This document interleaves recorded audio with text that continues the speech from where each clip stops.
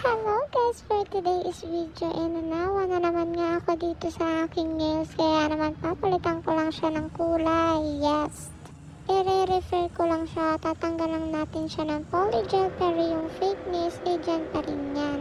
Dahil 2 weeks pa nga lang tong nails ko, nagsawa na nga ako dahil may panibagong dumating naman akong polygel.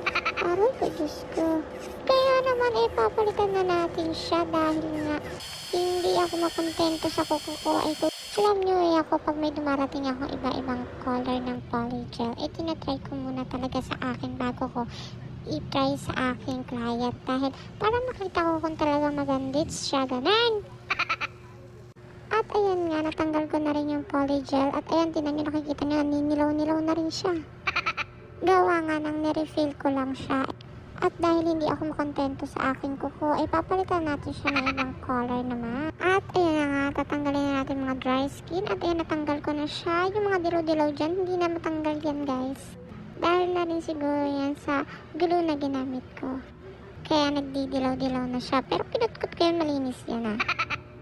At dahil nalagyan ko na nga siya ng nude color. At ayan, nalagyan ko naman siya ng white. At lalagyan ko lang siya ng French tip. Dahil ayan, kailangan mo lang hingahan yan para magawa natin ng maayos. At ayan, sa 3 daliri ko lang ginawa yung French tip dahil may nakita nga akong inspo sa Facebook at ayun ang aking ginaya ko. At dahil nga favorite ko ang color blue at ayan ang nakita kong inspo na sobrang nagandahan ako kasi napakaaliwalas na talagang tignan. Super gandits talaga.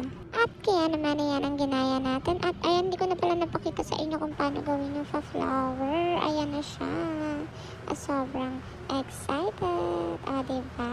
Thank you for watching. Ayun.